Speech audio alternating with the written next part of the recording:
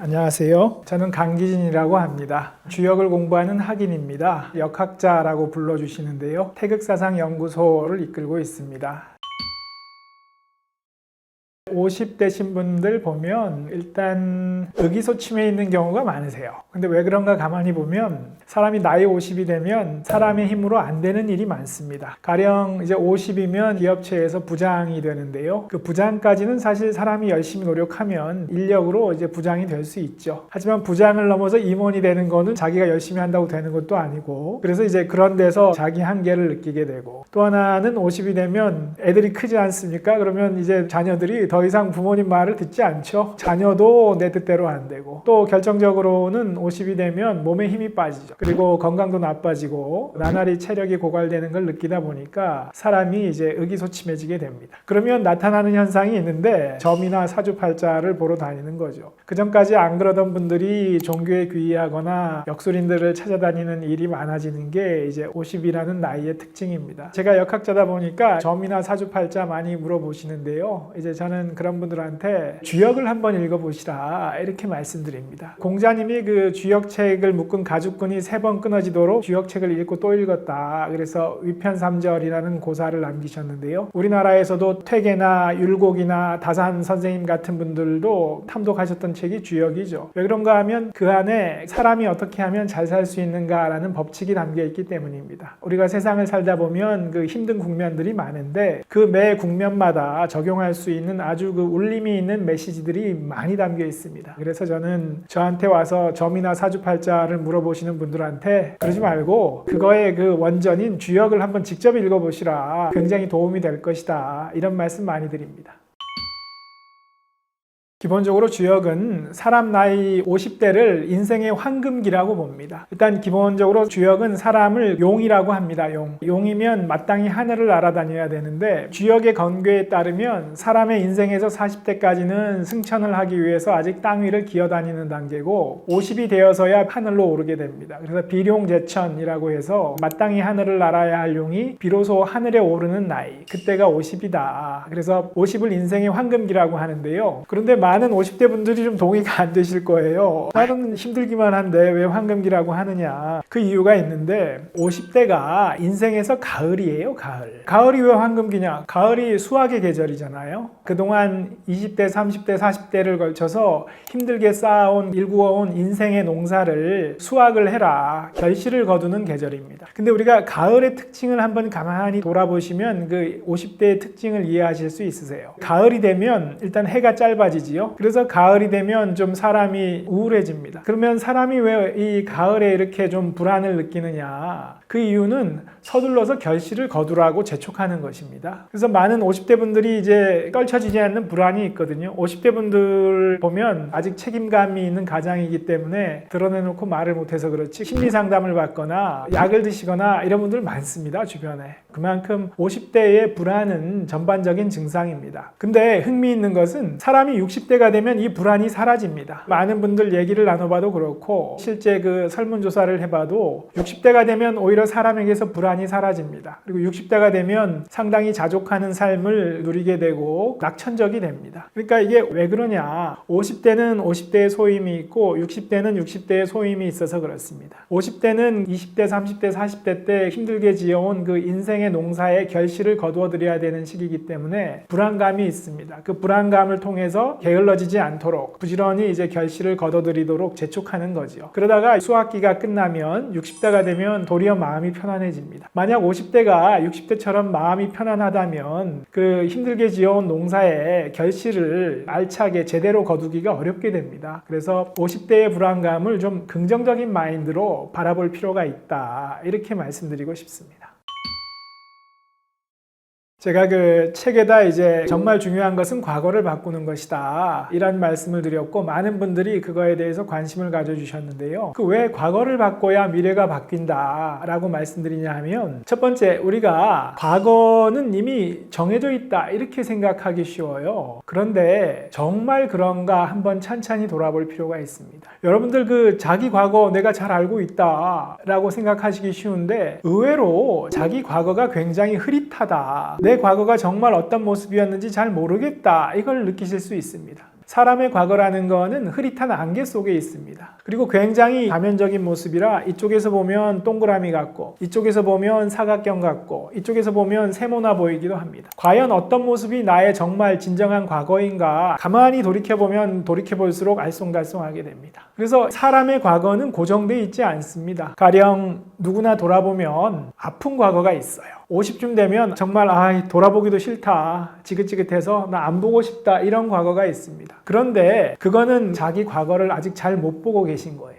왜냐하면 사람이 겪은 일은 그 어떤 일이든지 아프기만 하고 지긋지긋하기만 한 과거라는 것은 없습니다. 그 안에 반드시 의미가 있는데 아직 자기가 그 의미를 발견하지 못한 거예요. 자기가 그 외면하고 싶은 과거, 아픈 과거를 돌아보고 그 과거 안에 담긴 그 진정한 의미를 찾아내야 됩니다. 그 의미는 뭐냐 하면 그 경험을 통해서 나를 단련시키고 성장시켜서 더욱 가치 있고 의미 있는 일을 이뤄내라는 것입니다. 그래서 자기 과거에서 그렇게 의미를 찾아내면 그 과거가 달리 보입니다. 더 이상 지긋지긋하기만 하고 외면하고만 싶은 과거가 아니라 나를 단련시키는 의미 있는 과정이 됩니다. 이렇게 과거를 바꿔내야 됩니다. 그렇게 해서 과거를 바꾸면 현재가 바뀌고 현재가 바뀌면 미래가 바뀝니다. 그런데 이 과거는 보고 싶지도 않다, 계속 외면한 채로 현재 모습을 바꾸고 미래를 바꾸려고 하니까 현재와 미래가 안 바뀝니다. 순서가 잘못됐기 때문에. 정말 과거를 바꿔냈을 때 현재 내가 바뀌고 미래가 바뀔 수 있습니다. 그러면 과거를 바꾸는 원동력이 뭐냐? 그거는 오늘 내가 먹는 나의 마음입니다. 오늘 내가 나의 과거를 나 바꾸겠다 마음을 먹고 오늘, 내일, 모레, 앞으로 펼쳐질 새로운 하루하루 매 날들마다 바뀐 내 과거의 모습을 증명하십시오. 내가 새로이 정의 내린, 내가 새로이 바꾼 그 과거의 모습을 앞으로 살아갈 날들 하루하루를 통해서 증명해 나가는 겁니다. 그러면 정말 과거가 바뀔 것이고 나의 현재 모습이 바뀔 것이고 미래의 모습이 바뀔 겁니다. 그렇기 때문에 정말 중요한 것은 과거를 바꾸는 것이다. 그리고 과거를 바꿔야 미래가 바뀐다. 이렇게 말씀드릴 수 있습니다. 일단 주역은 이 세상에 기룬과 흉운이 70대 30의 비율로 있다고 얘기합니다. 하늘이 이 세상을 창조했다면 흉운은 없고 그냥 기룬만 100% 있게 창조해 주셨으면 참 좋잖아요. 근데 왜 기룬은 70%만 하고 흉운 30%를 섞어 넣었는가? 주역에는 그 이유가 있다고 말합니다. 정한 마음을 가진 사람이 이기도록 하기 위해서 그렇게 해놓은 것이다. 이렇게 가르칩니다. 이 정한 마음이라는 게 쉽게 말하면 꺾이지 않는 마음을 지닌 사람들이 이기도록 하기 위해서 흉운을 섞어 넣은 것이다. 이렇게 가르칩니다. 이 세상에 흉운이 없으면 어떻게 될까? 먼저 차지하는 사람이 임자니까 계산 잘하는 사람, 약삭 빠른 사람들이 복과 행운을 먼저 다 가져가 버릴 거란 말이죠. 그러면 꺾이지 않는 마음을 지닌 사람들, 행동이 약간 느린 사람들은 가져갈 수 있는 복과 행운이 남아나지 않을 겁니다. 그렇기 때문에 하늘은 흉운을 30%를 섞어 넣었습니다. 약삭 빠른 사람, 계산 잘하는 사람들이 복과 행운을 가져가려고 왔는데 흉운이 먼저 앞에 딱 게이트 키퍼로 진을 치고 있단 말이죠. 그러니까 해보니까 잘 안 돼요. 뜻대로 안 풀려요. 그러면 이 사람들은 그냥 쉽게 포기하고 에이 안 되나 보다 하고 떠나고 말이죠. 그 다음에 꺾이지 않는 마음을 지닌 사람들이 와서 그 흉운에도 불구하고 꺾이지 않는 마음으로 꿋꿋하게 밀고 나감으로써 복과 행운을 차지하게 된다는 거죠. 그래서 결국 복과 행운을 가져갈 만한 자격이 있는 사람이 가져가도록 하기 위해서 흉운이 있는 것이다. 이렇게 가르칩니다. 그래서 꺾이지 않는 마음을 지닌 사람들이 결국 복과 행운을 가져가게 만들어 놓은 게 이 세상의 구조다. 이렇게 말합니다. 근데 여기에 플러스 말씀드려야 될 게 있어요. 왜냐하면 50대 분이라면 꺾이지 않는 마음으로 노력하라는 얘기가 지긋지긋하실 겁니다. 40대까지는 괜찮은데 이제도 꺾이지 않는 마음으로 노력해라. 나 그 젊은 시절에 많이 들었어. 이렇게 말씀하실 수 있어요. 그래서 주역이 얘기하는 두 번째 조언이 있는데 낙천적인 태도를 굉장히 강조합니다. 이게 뭐냐면 주역이 가장 싫어하는 게 가득 차는 것입니다. 나 저거 반드시 이루고 말겠어. 절대 이루지 않으면 내 인생에 의미가 없어. 이런 태도는 주역이 볼 때 굉장히 위험합니다. 그렇게 사람이 뭐 하나로 가득 차 있으면 하늘은 결코 그거를 이루게 놔두지 않고 도리어 방해를 한다. 마음이 비어있는 사람한테 오히려 채워주려고 한다. 이렇게 가르칩니다. 그러면 아까 그 꺾이지 않는 마음을 지녀야 한다고 했고 한편으로는 이렇게 마음을 비워라. 낙천적이 되라. 그냥 하늘이 주시는 결과를 즐겨라. 이렇게 가르치는데 이 두 가지를 어떻게 조화시킬 것이냐. 그건 뭐냐 하면 꺾이지 않는 마음을 가지고 열심히 노력해야지 무언가 이루어질 겁니다. 그런데 반드시 이대로가 아니라 이것과 비슷한 무언가가 이루어질 겁니다. 내가 꺾이지 않는 마음을 가지고 노력하지 않으면 아예 아무것도 안 이루어질 것이고 내가 꺾이지 않는 마음을 가지고 열심히 노력하면 하늘이 바라시는 결과가 그 비슷한 무언가의 결과로 이루어질 것입니다. 그때 그 이루어지는 결과를 내가 애초에 그렸던 그 모습하고 좀 다르더라도 이것이 바로 하늘이 나한테 원하시는 모습이구나 이렇게 받아들이는 마음, 그게 낙천적인 마음입니다. 그렇게 낙천적인 마음을 가지면 오히려 일이 수월하게 잘 이루어집니다. 우리 주변에 보면 일을 쉽게 이루는 사람이 있습니다. 별로 두려워하지 않고. 왜냐하면 뭔가 두려운 마음을 가지면 이것도 준비해야 되고 이것도 준비해야 되고 이것도 준비해야 되고 준비하다 시간이 다 가요. 결국은 시도해보지도 못하고 끝나는 수가 많은데 의외로 쉽게 도전하는 사람은 쉽게 이루어집니다. 왜냐하면 그 사람에게는 낙천적인 마음이 있어서 그렇습니다. 내가 열심히 하면 뭔가 하늘이 결과를 주실 것이다. 그 결과를 나는 받아들이겠다. 이러면 두려움이 없지요. 쉽게 도전하기 때문에 또 의외로 쉽게 결과가 이루어집니다. 그래서 낙천적인 마음이 중요하다. 그것도 50대 분에게 강조드리고 싶습니다. 일단 기본적으로 사람이면 누구나 아주 운이 좋습니다. 주역에서 뭐라고 말하냐면 사람은 갑기토운을 타고난 존재입니다. 갑기토운이 운 중에 제일 강한 운이거든요. 그래서 사람은 우주의 최강의 운을 타고난 존재다. 그래서 50대인 분들이 이제 그 불안감을 느끼고 스트레스를 많이 받기 때문에 심리 상담도 받고 약도 드시고 이런 분들 많은데요. 그 이유는 기본적으로 사람에게 마음이 있기 때문이겠죠. 우리 마음이 있기 때문에 그 마음이 스트레스를 받는 것이죠. 근데 이걸 살짝 돌려놓고 보면 우리에게는 마음이 있기 때문에 우리에게는 사고할 수 있는 이 마음과 정신이 있기 때문에 사실 사람은 계획을 세울 수 있죠. 미래를 대비할 수 있죠. 동물은 이렇게 못하죠. 그렇기 때문에 사람은 가장 강한 운을 타고난 갑기토운을 타고난 존재라고 주역에서 말합니다. 근데 반대급부가 있죠. 이처럼 미래를 항상 계획해야 되고 고민해야 되고 하기 때문에 굉장히 스트레스를 받는 것이죠. 그래서 우리가 이렇게 정신적으로 힘든 거가 양면이 있다. 정신이 있기 때문에 운이 아주 강할 수 있고 미래에 대비할 수 있고 한편 또 이런 정신이 있기 때문에 우리 정신과 마음이 괴로운 것이죠. 이렇게 생각해 주시면 조금 더 마음이 편해지실 수 있지 않을까 이렇게 생각이 듭니다. 나는 무엇하러 여기 왔나? 이게 근본 질문인데요. 이게 근본 질문인 이유는 이 질문에 대답할 수 있으면 다른 모든 문제를 해결할 수 있어요. 오늘 제 영상 봐주시는 모든 분들 좋은 인연으로 봐주셔서 감사한데요. 이 질문을 한번 생각해 보시면 좋겠습니다. 이거를 가만히 생각해 보시면 생각해 보실수록 이 안에 여러 가지가 담겨 있어요. 여기에는 첫 번째, 나는 도대체 누구인가? 나는 무슨 존재냐? 이런 질문이 이 안에 담겨 있습니다. 그리고 나는 무엇하러 여기 왔나? 여기, 내가 사는 이 세상은 도대체 뭐 하는 곳인가? 이런 질문도 담겨 있습니다. 그래서 나는 무엇하러 여기 왔나? 라는 질문을 곰곰이 생각해 보시면 이 모든 것들에 대해서 생각하게 되고 나의 정신과 나의 의식이 확장이 됩니다. 그런데 이 질문에 대답하려면 반드시 생각해 봐야 되는 게 죽음의 문제입니다. 죽음. 우리가 죽음을 생각할 때 자기 삶을 잘 알 수 있습니다. 왜냐하면 삶과 죽음이 대대이기 때문입니다. 대대. 주역은 이 세상 만물이 모두 대대의 구조로 이루어져 있다. 이렇게 봅니다. 대대라는 건 뭐냐 하면 서로 이게 대립하는 것처럼 보이는 두 가지가 있을 때 이 두 가지가 대립하는 것만이 아니라 서로 의존하는 관계이기도 하다. 이게 대대라는 말입니다. 가령 빛의 대대는 어둠이죠. 우리 삶의 대대가 바로 죽음입니다. 남자의 대대는 여자죠. 우리가 남자에 대해서 잘 알기 위해서 남자 100명, 1000명 모아놓고 남자만 들여다보면 남자를 잘 알 수 있느냐? 그렇지 않죠. 오히려 남자를 여자와 견줘보면 남자의 특성이 뭔지 잘 알 수 있습니다. 그거와 같습니다. 우리가 삶이라는 게 뭔지 알고 싶은데 우리의 인생, 삶만을 돋보기로 열심히 들여보면 삶을 알기 어렵습니다. 그러면 삶을 제대로 알려면 어떻게 해야 되느냐? 삶의 대대인 죽음과 나란히 놓고 나의 삶을 볼 때 나의 삶의 진정한 의미를 알 수 있습니다. 그러면 죽음과 견주어서 나의 삶을 본다는 게 구체적으로 어떤 의미냐? 가령 이렇게 생각할 수 있습니다. 우리가 죽을 때 내가 어떤 모습으로 자기를 만나러 올지 죽음의 순간에 나가 기다리고 있습니다. 그래서 여러분이 그 삶과 죽음을 견주어 놓는다는 건 뭐냐 하면 과연 내가 어떤 모습으로 죽음의 순간에 기다리고 있는 나를 만날 것인가를 결정해야 됩니다. 나는 어떤 모습으로 죽음의 순간을 만날 것인가? 우리가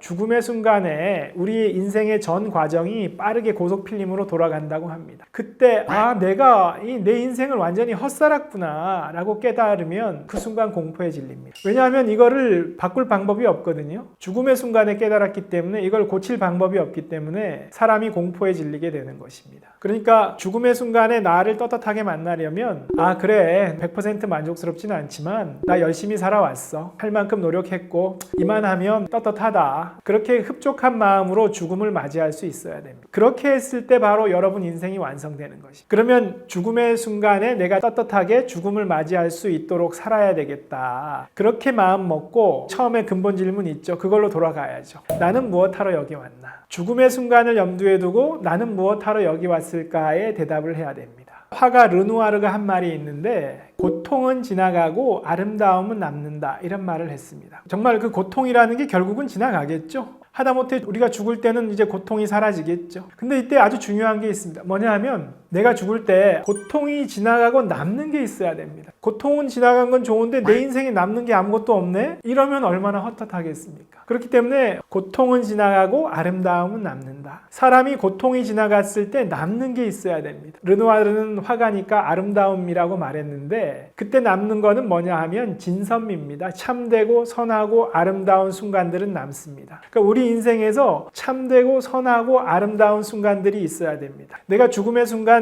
그래 나는 이 세상에서 이러이런 순간들이 있었어 라고 회상되는 몇몇 날들이 있어야 됩니다. 이게 단 몇몇 날들이면 충분합니다. 그 몇몇 날들이 나의 전체 삶을 지탱해 줄 수 있습니다. 그리고 내가 죽음 여행을 떠날 때 나를 지탱해 줄 수 있습니다. 그런 몇몇 날들의 그 진선미의 순간에 대한 기억이 있다면 죽음 여행을 기꺼운 마음으로 떠날 수 있습니다. 이게 고통은 지나가고 아름다움은 남는다는 말의 의미이고 나는 무엇하러 여기 왔나 라는 근본 질문에 대한 대답입니다. 뭐냐면 나는 진선미의 순간, 참되고 선하고 아름다운 순간들을 이루러 이 세상에 온 것입니다. 나의 삶을 통해서 그런 날들의 경험을 쌓아 나가야 됩니다. 그거를 정말 깨달으실 수 있으면 어떤 일이 닥쳐도 어려움을 헤쳐나가실 수 있을 것이다. 이렇게 말씀드리겠습니다.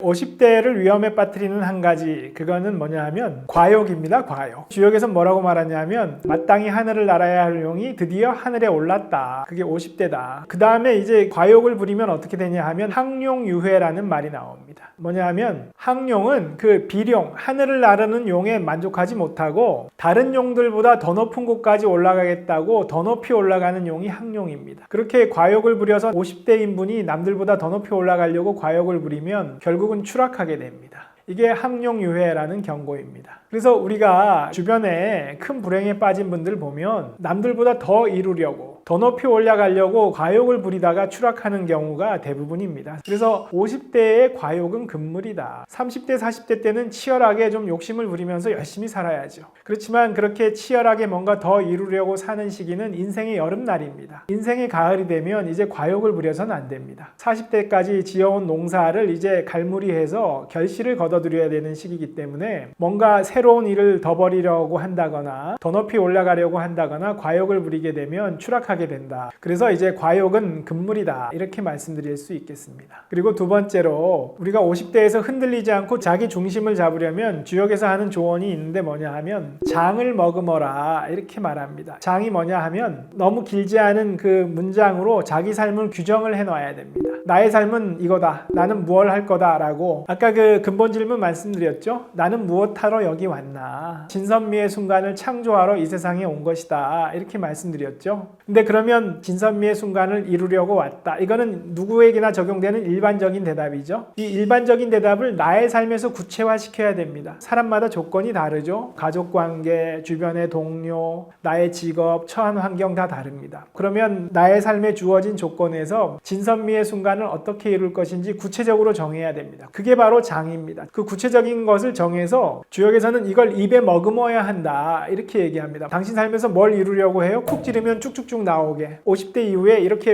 해서 이런 삶을 살 거다라고 간결하게 딱 정리를 해 놓으라는 것이죠. 이게 장을 머금는다는 것입니다. 그 정도로 딱 규정이 돼 있어야 된다는 겁니다. 짤막하게. 언제나 누가 물으면 바로 대답할 수 있게. 이렇게 딱 몸에 새겨져 있으면 이게 나의 삶의 중심이 됩니다. 그래서 어떤 일이 닥치더라도 쉽게 흔들리지 않고 장을 머금은 것이 나의 삶의 중심을 잡아주는 역할을 할 것입니다.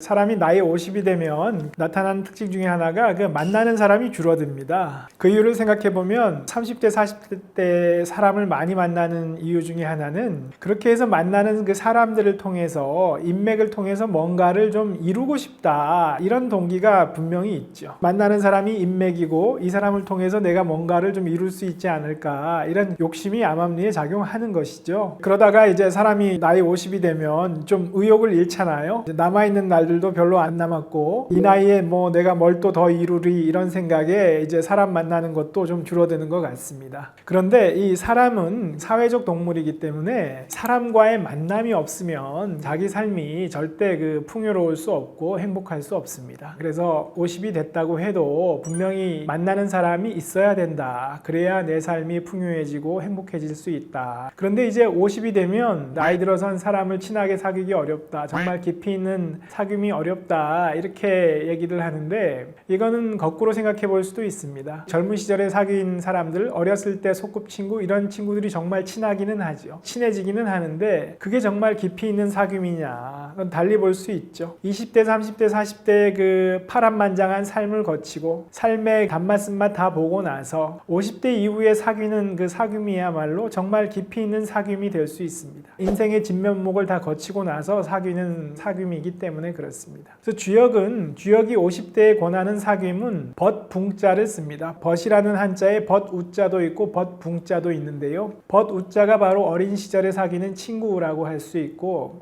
가령 공자님이 유붕이 자원방래하니 불역낙호와 이렇게 말씀하셨을 때 벗이 있어 멀리서 찾아오니 또한 즐겁지 아니한가 이렇게 말씀하셨을 때 벗붕자를 쓰셨습니다. 유붕이 자원방래하니 벗우자가 아니죠. 그러면 붕과 우의 차이가 뭐냐? 붕은 나와 동류인 사람입니다. 동류. 나와 동류라는 건 뭐냐 하면 나와 같은 부류죠. 나와 같은 부류인 사람을 사귀어라. 근데 나와 같은 부류가 뭐냐? 그것은 나와 정신적인 지향하는 바가 같은 사람. 나와 정신적인 가치를 공유하는 사람. 달리 말하면 도반입니다. 도반. 나와 같은 도의 길을 걸어가는 사람. 50에 만날 사람은 바로 그런 사람들입니다. 이러한 진정한 벗을 사귈 때, 나와 동류인 사람들을 사귈 때 50의 삶이 훨씬 풍성해지고 행복해질 수 있을 것이다. 이렇게 말씀드리고 싶습니다. 그리고 마지막으로 말씀드리고 싶은 것은 나는 무엇하러 여기 왔나? 이 질문을 정말 한번 곰곰이 생각해 보시면 좋겠다. 죽음의 순간에 기다리고 있는 나를 어떤 모습으로 만날 것인가? 나는 과연 죽음을 어떤 모습으로 맞이할 것인가? 이것과 결부지어서 나는 무엇하러 여기 왔나를 곰곰이 생각해 보시면 좋겠습니다. 이걸 정말 곰곰이 생각하면 여러 가지 인생에 있어서 중요하지 않은 문제들을 내려놓게 됩니다. 가령 우리가 물질에 참 집착하는데 그 물질이라는 거는 죽음 여행에 싸들고 같이 갈 수 없는 거잖아요. 죽음과 결부해서 나의 삶을 바라볼 때, 그리고 죽음과 결부해서 나는 도대체 이 삶이라는 이 여행 속에 무엇하러 여기 온 것인가 라고 생각을 할 때 그 질문에 정말 대답을 하면 그 나의 삶이 달리 보일 것입니다. 그리고 나의 삶이 평안해질 것이고 어떤 어려운 문제가 닥쳐도 나의 삶을 헤쳐갈 수 있을 것이라고 생각합니다. 그러니까 이 근본 질문을 한번 곰곰이 생각해 보시면 좋겠습니다.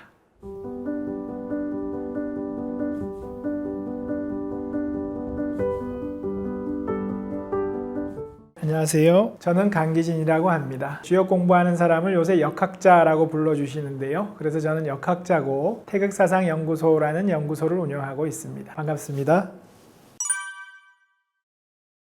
주역에는 세상의 각 국면마다 필요한 메시지들이 담겨 있습니다. 주역은 점치는 책인데요. 어떻게 점치는 책에 그런 메시지가 담겨 있냐? 이 주역을 정립한 것은 은나라의 점인들입니다. 은나라는 점을 치는 점인들이 나라를 통치하는 통치 계급이었습니다. 그리고 점인들 중에 제일 그 점괘를 잘 보는 점치는 능력이 탁월한 사람이 왕이 됩니다. 자신의 권력을 유지하려면 점을 잘 쳐야 되겠죠. 그래서 휘하에 수십 명의 점인 집단을 거느리고 점의 정확성을 높이기 위해서 모든 노력을 기울였습니다. 점친 결과를 버리지 않고 계속 보관했는데요. 점을 쳤는데 점이 틀리면 버립니다. 그건 참고할 필요 없으니까. 들어맞는 점은 계속 보관합니다. 매년 1년이 끝나면 틀린 점은 버리고 들어맞는 점은 보관하고, 보관하는 그 점의 양이 많아지고, 이 갑골점입니다. 그런 이 갑골점을 계속 모아 나갔습니다. 그러다 보니까 이제 이거를 주제별로 분류해서 모았겠죠. 그러다 보니까 최종적으로 이 분류가 64개가 된다는 걸 발견했습니다.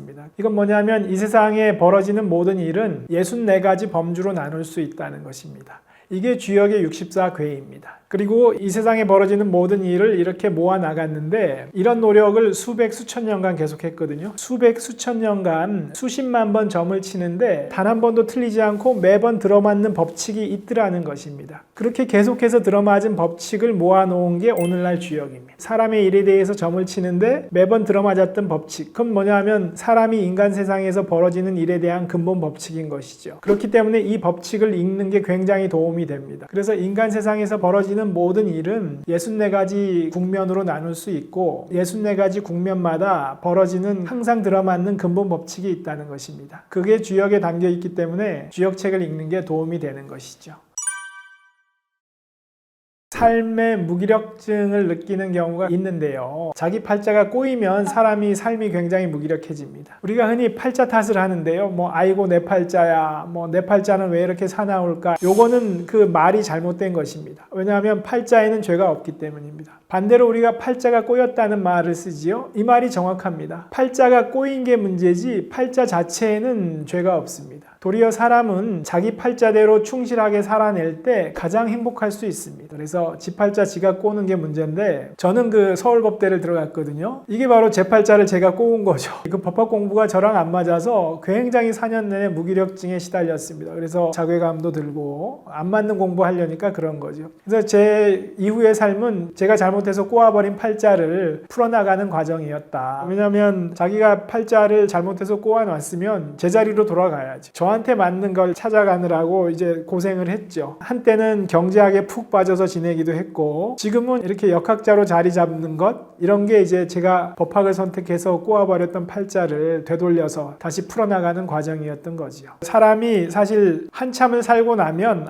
이게 내 팔자였구나 라고 사실은 알게 됩니다. 그래서 한 50대쯤 되면 이게 나의 팔자였구나 이런 말씀을 많이 하는 것 같습니다. 사람이 이제 문제는 경험을 다 하고 나서 알게 된다는 것인데 그러면 그 전에 알면 좋겠죠. 그런 경우에 주역이 도움이 됩니다. 주역의 64궤라는 것은 이 세상 만물에 나 있는 결을 가르쳐 주는 겁니다. 그래서 사람도 64 타입으로 나눌 수 있습니다. 요즘 MBTI는 16가지 타입으로 나누는데요. 제가 보기에는 MBTI 16 타입은 각각이 4개로 쪼갤 수 있습니다. 저는 그게 주역의 64궤라고 생각을 합니다. 그래서 자기가 주역 64궤 중에 어느 타입인지를 알면 아주 도움이 될 텐데 근데 그거를 바로 알기는 쉽지 않겠죠. 그래서 그 이재만 선생께서 주역을 연구해서 사람의 체질을 4가지로 나눠 놓으셨는데요. 이게 이제 소음인, 소양인, 태음인, 태양인이죠. 저 같은 경우는 소음인입니다. 소음인은 무언가에 꽂혀서 깊이 파는 사람이거든요. 이제 법학은 저한테 꽂히지가 않았던 거죠. 도대체 꽂히지 않는 법학을 억지로 공부하려니까 도저히 못 견디는 거죠. 소음인은 무언가에 꽂히는 사람이어서 자기가 꽂힐 수 있는 분야를 찾아야 됩니다. 그러면 자기 팔자대로 아주 순탄하게 행복하게 살 수 있는데 이쪽으로 가면 사회적으로 알아줄 것 같다라든지 돈을 많이 벌 수 있을 것 같다 싶어서 자기가 꽂히지도 않는데 그쪽 길로 가면 반드시 후회하게 됩니다. 그러면 일생이 불행해집니다. 그래서 소음인은 자기가 꽂히는 분야를 찾아서 자기의 전공으로 삼아야 행복해질 수 있습니다. 그 외에 이제 소양인, 태음인, 태양인 이렇게 각각의 다 특징이 있는데요. 뭐냐면 이렇게 사람한테는 그 체질의 결, 기질의 결이 새겨져 있다는 것이죠. 이걸 사상 체질로 나누면 4가지고 MBTI로 나누면 16가지고 주역의 64개로 나누면 64가지가 되는 거죠. 근데 어쨌든 핵심은 뭐냐 하면 나한테는 나의 결이 있다는 것입니다. 그래서 내 팔자대로 살아간다는 것은 나에게 새겨진 결대로 살아간다는 것입니다. 나에게 새겨진 결대로 살아가면 사람이 가장 행복할 수 있고 충실하게 자기 삶을 살 수 있고 만족할 수 있는 것이죠. 그래서 이게 팔자가 꼬인다는 것, 팔자가 풀린다는 것이고 그 자기 팔자대로 살면 그때 제일 행복하다는 게 바로 이렇게 자기 결대로 살아가는 것을 말하는 것입니다. 가령 태양인은 비전을 보는 사람입니다. 비전. 딱 눈에 보이는 비전이 있기 때문에 태양인은 설득력이 있어요. 그래서 리더십이 아주 뛰어나요. 흑백 요리사의 에드워드 리 같은 분이 태양인이세요. 여러 요리사를 이끌고 리더 역할을 하죠. 유색인종이나 여성 셰프들을 도와주는 활동도 많이 하시고 많은 다른 요리사들을 이끌어서 비영리 활동 같은 것들을 열심히 하시더라고요. 이게 태양인의 리더십이 요리 분야에서도 발휘될 수 있는 사례인 것 같습니다. 그래서 이제 태양인은 비전을 보고 리더십이 있기 때문에 큰 조직, 잘 짜여진 조직에 들어가는 게 바람직하지 않아요. 태양인이 공무원이 된다? 상상할 수 없습니다. 규칙에 따라 움직여야 되는 상황이 되면 못 견딥니다. 그렇다고 뭐 태양인이 조직 생활을 아예 못한다는 건 아니고 자기한테 책임과 권한이 분명히 주어지는 조직이면 괜찮습니다. 자기에게 책임과 권한이 주어지면 그 창의성을 발휘해서 자기 역량을 드러낼 수 있어요. 근데 자기한테 독립적인 책임과 권한이 주어지지 않는 꽉 짜여진 조직에 들어가면 못 견딥니다. 튕겨 나올 겁니다. 자기 사업을 하는 것도 태양인은 자기 일을 하는 게 맞습니다. 독립된 자기 사업을 꾸려서 성공하는 경우가 많습니다. 그 일론 머스크 같은 경우가 아주 태양인의 전형적인 예고, 독립적으로 자기 사업을 해서 곧잘 성공하시는 분들이 많다, 이렇게 말씀드릴 수 있겠습니다. 소음인은 그 자기가 꽂히는 분야를 해야 된다, 이렇게 말씀드렸는데, 소음인의 특징은 자기가 꽂히는 분야는 아주 깊이 파고 들어갑니다. 파고 들어가서 예술적인 경지에 걸작을 만들어낼 수 있음에 반해 자기가 꽂히지 않는 일을 억지로 하려면 못 견뎌 합니다. 그래서 소음인은 자기가 꽂히는 분야를 찾아서 전문가의 길을 가야 된다. 그래서 학자가 되거나 예술가가 되거나 종교인이 되거나 이런 전문가의 길을 가는 게 맞습니다. 그래서 소음인은 자기가 깊이 파고 들어가서 그 파고 들어간 결과가 남들과 확실히 차별화될 수 있는 일을 해야 됩니다. 이게 무슨 말이냐 하면, 그 소음인은 깊이 파고 들어간 것이 그 결과가 남과 확실히 차별되는 일을 하지 않으면 남보다 잘할 수 없습니다. 왜냐하면 소음인은 주변 머리가 없어요. 자기가 꽂힌 거를 깊이 무작정 파기만 하기 때문에 주변을 잘 돌아보지 않습니다. 그래서 주변 머리가 없기 때문에 남들하고 고만고만한 성과가 난다면 그 경쟁에서 뒤지기 때문에, 그리고 소음인은 아주 깊이 파고 들어가서 그 완벽한 결과를 추구하거든요. 소음인은 완벽해야만 만족하기 때문에 또 하나의 특징이 자기 어필을 잘 못합니다. 워낙 완벽성을 추구하기 때문에 자기가 해놓은 결과를 자기 스스로 만족하지 못해요. 그러니까 자기 어필도 못하고 주변 머리도 없고 이러니까 사회생활에서 실패하기가 쉬워요. 그러면 소음인이 잘할 수 있는 무기가 뭐냐? 그거는 깊이 파고 들어가는 전문성입니다. 소음인이 깊이 파고 들어가면 완벽을 추구하기 때문에 남들과 비교할 수 없는 아주 월등한 예술적인 경지에 이르는 그런 결과물을 만들어내거든요. 그러니까 소음인은 자기의 전문성으로 남과 확연히 구별되는 결과물을 만들어낼 수 있는 일, 그런 일을 해야 소음인은 성공할 수 있습니다. 그러면 소양인은 어떠냐? 굉장히 순발력이 있습니다. 굉장히 두뇌 회전이 빠르고 동작도 빠르고 순발력이 있어요. 그래서 유튜브에서 성공하시는 유튜버분들 한 80%는 제가 보기에 소양인이다. 그리고 운동선수들, 왜냐하면 소양인은 그 감각도 아주 몸놀림도 빠르기 때문에 축구선수 손흥민 선수 대표적인 소양인이고, 그 다음에 그 방송의 예능 프로그램에서 활동하는 분들 순발력이 있으시죠? 말도 순발력이 있고, 그런 분들 다 소양인입니다. 그리고 소양인은 아주 그 기민하게 대처를 하시기 때문에 인간관계도 아주 좋으세요. 사람에 대한 그 대면 능력이 아주 뛰어나시거든요. 그래서 아주 두뇌 회전도 빠르고 아이디어도 빠르고 그렇기 때문에 소양인은 승부가 빠르게 나는 일을 해야 됩니다. 스포츠나 방송이나 유튜브나 이런 일들이 다 승부가 빠르게 나죠. 이런 일을 하는 게 좋습니다. 반대로 소양인은 그렇게 뒤처리가 약하세요. 인내력이 좀 부족하세요. 그 뒷감당이 잘 안 되기 때문에 호흡이 긴 일을 하면 실패하기 쉽습니다. 그렇기 때문에 승부가 빨리 나는 일을 해야 된다, 이렇게 말씀드릴 수 있겠습니다. 그리고 이제 마지막으로 태음인인데, 태음인은 그 소양인하고 약간 성향이 반대세요. 승부가 천천히 나는 일을 하면 반드시 성공합니다. 그래서 뭐냐 하면 태음인은 큰 조직에 들어가는 게 좋습니다. 태음인의 특징은 뭐냐 하면 의리가 있어요. 사람과의 관계를 아주 중시하고 사람과의 관계에서 의리를 지키는 것을 아주 중시합니다. 그래서 태음인은 시간이 가면 갈수록 주변 사람들한테 진가를 인정받아요. 왜냐하면 인간관계를 아주 중시하고 인간관계에서 신의를 다하기 때문에 시간이 가면 갈수록 태음인은 그 조직에서 인정을 받습니다. 짧은 시간 안에는 금방 표가 안 나요. 그래서 짧은 순간만 놓고 보면 소양인이 아주 순발력이 있고 쾌활하기 때문에 소양인이 월등하게 돋보입니다. 튀는 소양인한테 못 당하죠. 근데 시간이 가면 갈수록 사람들이 태음인의 진가를 알아봐요. 아, 정말 보석 같은 사람이 여기 있었는데 우리가 몰라봤네 라고 진가가 드러납니다. 그러니까 태음인은 소양인처럼 방송이나 유튜브나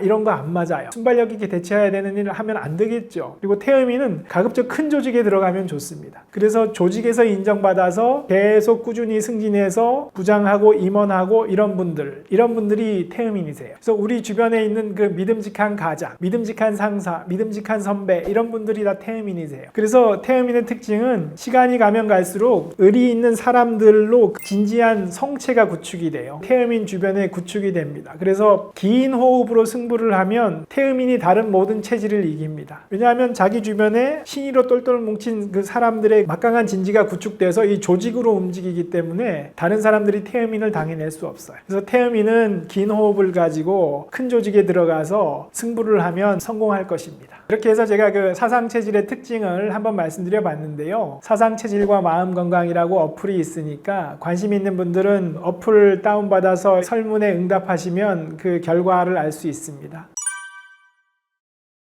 주역은 이제 음양의 원리를 기본으로 하는데요. 이거 비과학적이 아니냐 이렇게 말씀들을 하시는 분들이 계신데, 음양의 원리는 사실은 천지창조의 원형을 옛날 그 저민들이 아주 제대로 파악했다 이렇게 봅니다. 오늘날 과학에서 우주의 창조를 빅뱅으로 설명하는데요. 처음에 빅뱅 한 점에서 뻥 한 점이 폭발하면서 우주가 시작됐다는 거죠. 빅뱅이 일어났을 때 맨 처음 어떤 일이 있냐 하면 물질과 반물질로 나뉘면서 물질이 생겨나는 거거든요. 이게 바로 음과 양입니다. 태초에 무극이 있고 무극이 태극으로 움직이는 순간이 바로 빅뱅이 일어나는 순간이거든요. 무극이 태극으로 딱 빅뱅이 일어나는 순간 음과 양이 나뉜다고 말합니다. 이게 바로 오늘날 천체 물리학에서 파악하는 천지창조와 같은 얘기입니다. 단지 그 표현이 다른 것이지요. 그래서 음양의 원리를 비과학적이라고 말하면 안 된다 이렇게 보고요. 가령 음양의 원리를 확장한 것이 대대의 원리입니다. 주역에서는 이 세상 만물이 서로 짝을 이루는 두 가지가 항상 같이 존재한다. 언뜻 보면 대립하는 것 같은데 사실은 서로 의존하는 관계로 존재한다. 이게 대대이고, 세상 만물은 바로 이런 대대의 구조로 존재한다. 이렇게 얘기하거든요.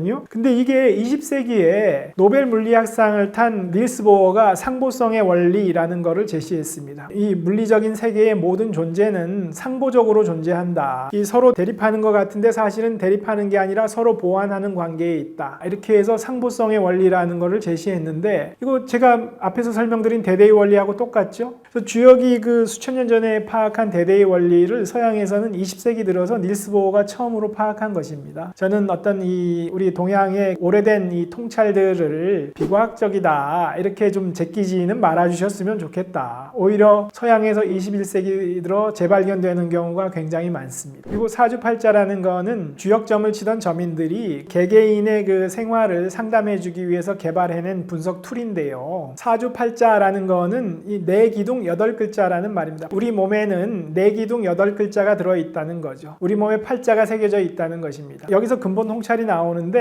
뭐냐면 우리가 음양오행이기 때문에 음양오행을 만족하려면 오행당 2글자가 들어가면 10글자가 있어야 되겠죠. 그래서 8자가 아니라 10자가 있어야지, 10글자가 있어야지 사람이 완벽해집니다. 왜냐하면 음양오행을 골고루 다 갖출 수 있으니까. 그런데 사주팔자라는 건 뭐냐 하면 아무리 뛰어난 사람도, 아무리 비천해 보이는 사람도 사람은 누구나 평등하게 8글자밖에 못 가지고 태어났다는 게 사주팔자의 기본 통찰입니다. 사람은 누구나 내적으로 20% 부족한 게 있어요. 대다수의 사람은 분명히 내면에 자기 뭔가 부족하다는 걸 느낍니다. 그 20%의 결핍을 느끼는 거거든요. 근데 이게 긍정적인 작용이 있습니다. 그 20%의 결핍을 채우기 위해서 사람이 열심히 살아가게 되는 겁니다. 그래서 사람이 살아가는 에너지는 그 20%의 결핍을 채우기 위해서 에너지가 흘러가면서 생겨나는 거거든요. 그래서 이렇게 말씀드릴 수 있겠습니다. 제가 역학자라고 하면 이제 사주팔자도 많이 물어보시는데, 주역하고 사주팔자는 사실은 조금 다릅니다. 역을 공부하는 학문이 주역이고 사주팔자는 역술이라고 말합니다. 둘 다 이제 은나라 저민들이 만들긴 했는데, 은나라 저민들이 점을 치는 과정에서 발견한 이 세상의 근본 법칙, 이걸 정리해 놓은 게 주역이고, 그 이 세상의 근본 법칙을 연구하는 학문이 역학이고, 저민들이 개인을 상담해 주기 위해서 개발한 상담 툴, 분석 툴이 이제 사주팔자입니다. 그래서 이 사주팔자는 역학이라고 말하지 않고 역술이라고 말합니다. 역술. 가만히 보시면 역학자, 역술인 이렇게 용어를 구분해서 써요. 역술인 이러면 사주팔자 상담을 해주거나 점을 치는 분입니다. 그래서 역학자와 역술인이 구분이 된다. 사주팔자는 역술에 속하는 것이다. 뿌리는 같다. 다만 구체적으로는 이 두 갈래로 나뉜다. 이렇게 말씀드릴 수 있겠습니다.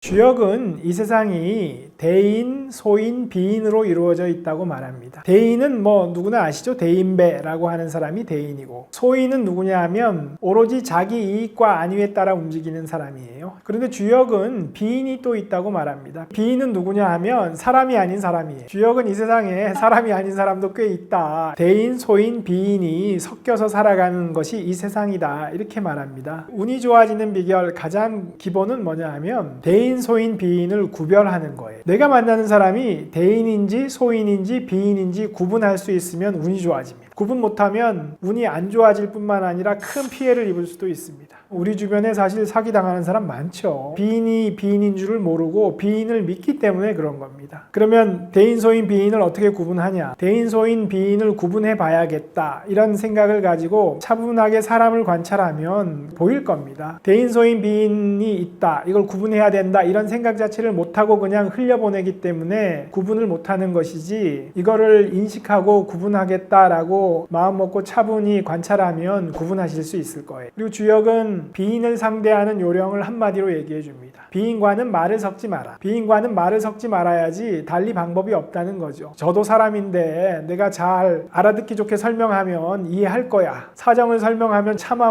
이러겠어? 그래봐야 나중에 기가 막혀서 할 말을 잃게 될 뿐이라는 거죠. 그러니까 비인과는 아예 말을 섞지 마라. 이렇게 가르칩니다. 주역이 가르치는 이 세상은 기본적으로 꽤 터프한 곳이에요. 왜냐하면 비인도 꽤 있다고 하고 소인은 아주 많다고 하고, 오직 사랑만이 넘치는 곳, 진리만이 존재하는 곳, 그런 곳이 아니라 상당히 터프한 곳이다. 그러면 이런 터프한 세상에 우리가 왜 왔냐? 나를 단련시키고 발전시키라는 것입니다. 비인들한테 지지 말고 정신 바짝 차리고 공부하고 궁리하고 나를 더 발전시켜서 멋진 진선미를 이루어봐라. 그게 바로 우리 삶에 부여된 의미라는 것입니다. 마치 우리를 단련시키기 위해서 비인이라는 존재가 있다는 것이죠. 그래서 대인, 소인, 비인을 구분하는 것이 운이 좋아지는 비결 첫째고, 두 번째로는 공동체의 문제를 말씀드려 보겠습니다. 우리는 다른 사람과 관계를 맺고 살아가지요. 우리가 다른 사람과 맺은 이 관계망, 이게 공동체지요. 가령 우리가 오늘 아침에 집을 나서는 순간 언제나 사람들과 관계를 맺게 됩니다. 학교 가서 친구들을 만나기도 하고, 아니면 직장에 가서 상사, 동료, 후배를 만나기도 하고, 퇴근 후에 친구를 만나고, A라는 관계망에서 B라는 관계망으로 옮겨가고 C라는 관계망으로 옮겨가고, 끊임없이 관계에서 관계로 옮겨 다니죠. 이게 사람이 사회적 존재라는 의미입니다. 그러면 운이 좋아지려면 내가 맺고 있는 이 관계망, 내가 속한 이 조직, 이것이 태의 공동체인지 비의 공동체인지를 알아야 됩니다. 이게 무슨 말이냐? 아까 대인, 소인, 비인과 연관되는 문제인데요. 태의 공동체라는 거는 태평한 공동체입니다. 태평한 공동체는 대인이 주도하는 공동체예요. 비인이 주도하는 공동체는 비의 공동체가 됩니다. 비의 공동체는 의사소통이 꽉 막힌 공동체예요. 태평한 공동체는 서로 의사소통이 잘 돼서 태평한 공동체. 이 세상의 공동체가 둘로 나뉜다는 거예요. 주역은 이렇게 제시합니다. 사람이 대인, 소인, 비인이 있기 때문에. 소인은 중간자예요. 누가 주도하느냐에 따라 이리 붙기도 하고 저리 붙기도 하는 중간적인 존재고, 대인이 주도하느냐 비인이 주도하느냐에 따라 달라지는 거죠. 그러면 운이 좋아지려면 내가 속한 공동체가 지금 이게 태의 공동체인지 비의 공동체인지를 봐야 됩니다. 맺고 있는 이 인간관계가 태의 인간관계냐 비의 인간관계냐를 봐야 됩니다. 근데 이거를 생각 못 하시는 분들이 꽤 많아요. 그런 분들은 누가 됐건 내가 어떤 사람과 관계를 맺으면 그 사람한테 내가 진심으로 잘해줘야 된다고 생각해요. 내가 어떤 조직에 몸담고 있으면 이 조직을 위해서 헌신을 해야 된다. 그래야 내가 바른 사람이다. 이렇게 생각해요. 근데 주역은 그렇지 않다는 것입니다. 그렇게 하지 말라는 거예요. 내 앞에 사람이 있을 때 이 사람이 대인이냐 소인이냐 비인이냐 구분하라는 거예요. 이 사람이 대인이면 나도 진심을 다해서 전심전력으로 잘 대해줘야 되지만, 이 사람이 소인이나 비인이면 그렇게 하지 말라는 거예요. 소인도 조심해야 되고, 비인이면 아예 말을 섞지 말라는 거예요. 말을 섞지 말라는 게 정말 글자 그대로 말하지 말라는 건 아니고, 할 말만 해야죠. 할 말만. 그래서 에티켓은 지키면서 필요한 말은 나누지만 나의 진심을 담은 말을 하지 말라는 거예요. 비인한테는 나의 진심을 보여주지 마라. 이게 말을 섞지 말라는 거의 본 뜻입니다. 이거가 구분이 되면 이 사람이 운이 좋아지죠. 가령 주역은 태의 공동체와 비의 공동체에서 무슨 말을 하냐면, 대인이 주도하는 태평한 공동체는 내가 작은 것을 내주면 큰 것이 돼서 돌아온다, 이렇게 가르칩니다. 그러니까 내가 지금 속한 공동체가 태의 공동체면 자꾸자꾸 내 거를 내줘야 돼요. 나의 정성을 다하고 그렇게 해서 자꾸자꾸 다른 사람들을 도와주면 더 큰 게 돼서 돌아온다는 거예요. 시너지가 나는 거죠. 근데 비공동체에 대해서 뭐라고 얘기하냐면 반대로 얘기합니다. 비공동체에선 내가 고지고대로 자꾸 뭘 내주면 큰 거를 내주는데 그거보다 훨씬 작은 것만이 돌아온다 이렇게 얘기해요. 그러니까 이 비공동체에서는 내가 뭐를 내주면 안 되겠죠. 내준다는 게 나의 정성, 나의 노력, 나의 시간 다 포함하는 겁니다. 이걸 자꾸 비공동체에 쏟으면 나가는 거는 10개, 100개 나가는데 돌아오는 거는 10분의 1밖에 안 돌아오니까 그게 반복되면 나의 삶이 자꾸 피폐해지는 거죠. 그러니까 이 운이 좋아지는 기본은 맺고 있는 관계가 태의 관계인가 비의 관계인가, 내가 관계를 맺고 있는 이 사람이 대인인가 비인인가 이거를 봐야 되는 것이. 그리고 덧붙여 말하면 소인과 대인은 좀 왔다 갔다 해요. 왜냐하면 전반생을 사는 젊은이들은 사실은 어느 정도 소인으로 살 수밖에 없기도 해요. 왜냐하면 우리가 20대 30대 전반생을 사는 동안은 이 터프한 세상에서 나의 삶을 꾸려나가야 되잖아요. 그러려면 열심히 돈을 벌어야 되고 열심히 내 재산을 모아야죠. 그래야 내 가족을 부양할 수 있으니까. 그래서 전반생을 사는 동안은 어느 정도 소인의 삶을 살게 됩니다. 50쯤 됐으면 어느 정도 이제 재산도 모아놨잖아요. 가족을 부양해야 되는 급한 불도 어느 정도 껐잖아요. 분명히 20대 30대와는 다르죠. 그리고 자기 인생을 전체를 돌아볼 수 있는 안목도 생기셨죠. 비율적으로 젊은 층에선 소인이 아무래도 많을 수밖에 없고 50대 60대가 되면 해줘야 되는 역할이 뭐냐 하면 대인의 역할을 해주셔야 되는 거예요. 대인이 돼서 젊은 친구들을 좀 이끌어 주셔야 되고 젊은 친구들이 보고 저런 순간에 저렇게 행동하시는 분이 계시구나, 참 멋지다, 보고 배워서 저런 비슷한 상황이 되면 나도 저렇게 행동해야지, 귀감이 된다는 것이죠. 이렇게 젊은 층이 보고 배울 수 있는 귀감이 되는 것, 대인이 되는 것, 이게 이제 50대에 주어진 50대의 소임인 것 같습니다.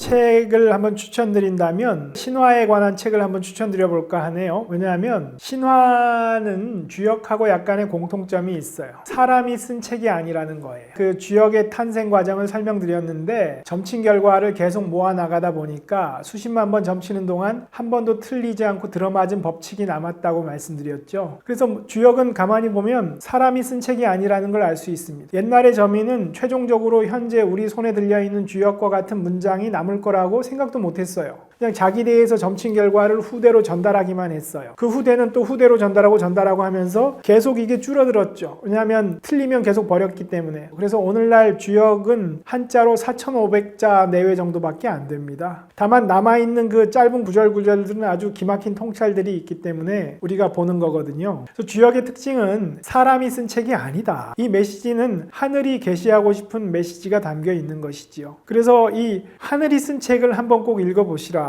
정말 그 도움되는 메시지가 많이 담겨 있습니다. 제가 추천드리는 책 첫 번째는 제가 쓴 50에 읽는 주역입니다. 50에 읽는 주역 한번 꼭 추천드리고, 그리고 두 번째로 신화를 추천드리고 싶다고 했죠. 신화도 사람이 쓰지 않았습니다. 대를 이어가며 부족시대부터 정신적인 지도자들이 부족원들을 모아놓고 들려주던 얘기에서 시작됐어요. 이게 대를 이어가며 계속 물려받은 얘기거든요. 그래서 이것도 대를 이어가는 과정에 정말 그 하늘의 뜻만이 남았다고 봐요. 대를 이어가는 동안 지엽적인 얘기, 진리가 아닌 얘기는 다 떨어져 나갔어요. 수천 년 세월을 견딘 얘기들이거든요. 그래서 신화에도 하늘의 메시지가 담겨 있어요. 그래서 제가 추천드리고 싶은 책은 신화의 힘이라는 책이 있습니다. 조셉 캠벨이라는 신화학자가 쓴 책인데 신화 입문서로 아주 좋아요. 그리고 그 책 자체로 신화가 뭔지, 신화에 어떤 메시지들이 담겨 있는지 알기 쉽게 돼 있거든요. 그래서 신화를 한번 읽어보고 신화가 어떤 건지를 맛보고 싶은 분들한테 입문서로 아주 좋기 때문에 신화의 힘을 한번 추천드리고 싶습니다. 한 권 더 추천드린다면 시집을 추천드리고 싶은데요. 최근에 이제 한강 작가가 노벨 문학상을 받아서 이제 온 나라가 떠들썩했죠. 근데 그 노벨 문학상 발표 나기 전에 우리나라 작가로서 노벨 문학상을 받을 만한 작가가 어떤 사람들이 있는가라는 신문 기사를 봤는데 거기서 제가 김혜순 시인을 처음 접했어요. 노벨 문학상 후보가 될 법한 시인이다 이렇게 나와서 이제 관심을 갖게 됐는데, 김혜순 시인은 딱 관상만 봐도 4차원적인 시를 쓰시게 생겼는데 이분의 시를 보면 정말 흥미진진하게 그 4차원적인 상상력을 펼치시는 걸 볼 수 있습니다. 그래서 김혜순 시인의 날개 환상통이라는 시집이 있어요. 이 시집이 뉴욕타임즈나 워싱턴 포스트에서 올해의 시집으로 이제 거론됐던 시집이거든요. 그래서 김혜순 시인의 시에 입문하기에 좋은 시집으로 보입니다. 그래서 날개 환상통 이 시집을 추천드리고 싶습니다. 오늘 주역에 대해서 말씀드렸는데요. 주역은 이 세상이 세상이 꽤 터프한 곳이라고 가르칩니다. 그러면 이 세상은 그러면 뭐 하는 곳이냐? 이 근본 질문과도 맞닿는데요. 나는 여기 무엇하러 왔나? 이게 근본 질문인데, 그러면 이 세상은 도대체 무엇하자는 곳이냐? 이 세상이 이렇게 사람이 아닌 사람도 많고 소인이 많다면 이 세상이 살만한 가치가 있는 곳이냐? 이 세상은 무엇하자는 곳이냐? 이런 질문이 생길 수 있는데, 주역은 뭐라고 말하냐 하면, 우리는 이 세상에 공부하러 왔어요. 이 세상에 와서 배우고 공부하고 열심히 궁리하고 수련해서 나를 성장시키러 왔다, 이렇게 얘기하는 겁니다. 이 세상에 존재하는 비인과 소인으로 이루어진 터프한 환경은 뭐냐? 그 환경에서 나를 단련시키고 나를 성장시키라는 거예요. 나를 성장시켜서 대인이 되어달라는 거죠. 주역의 용어로는 기인이라고 얘기합니다. 기인은 뭐냐 하면 그 기자예요. 그래서 기인, 그 사람이라는 뜻이에요. 그 사람. 하늘은 우리에게 뭐라고 하느냐? 하늘이 우리에게 기대하는 역할이 뭐냐? 기인이 되달라는 것입니다.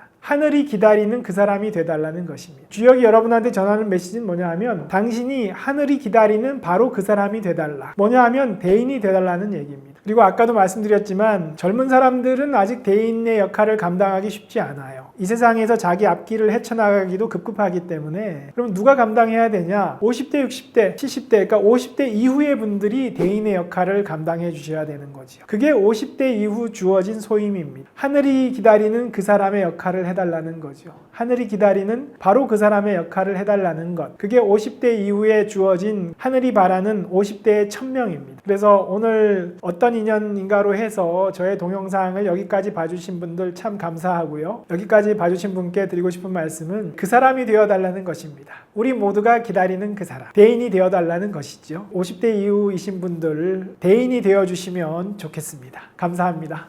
네.